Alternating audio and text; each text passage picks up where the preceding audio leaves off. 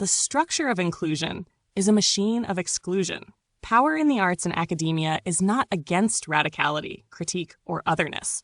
It requires them. They are the raw materials it consumes in order to appear alive, relevant, and virtuous. But these elements must be managed, neutralized, aestheticized, and turned into spectacle or institutional decor. Think of the institution as a digestive system.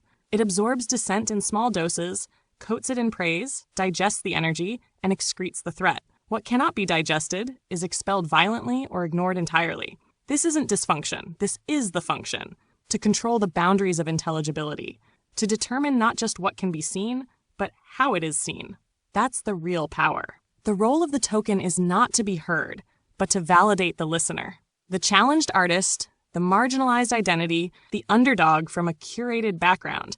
Their value is not in their voice, but in the listener's posture. The white liberal gallery director, the philanthropist board member, the woke curator. They are not interested in being displaced, but in being seen as someone who makes space. The subject is celebrated, but only as long as it reflects well on the system. The moment it contradicts the posture, speaks in ways not easily categorized, refuses the emotional choreography of victimhood, dares to critique the helping hand, it is deemed aggressive, bitter, or ungrateful.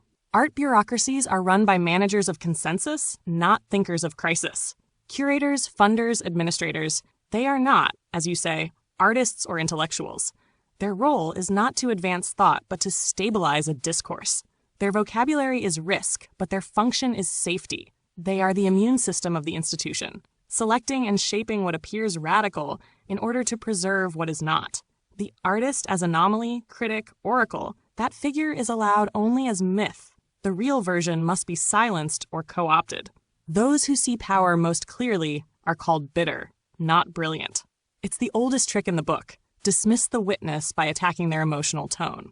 Anyone who identifies the structural bias, the patronage networks, the ideological camouflage, is accused of having a chip on their shoulder.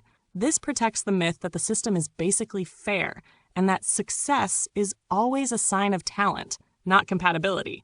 But sometimes the most bitter are simply those who have seen most clearly and refused to lie about it. The most radical gesture today is not to critique the system, but to describe it without flattery, turning them into frames, skeletons, grammars, naming not the symptoms, but the structures, synthesizing what's been dismembered by decorum, giving shape to the unspeakable patterns, not in code, but in clarity. And maybe that's the real heresy now, to speak plainly.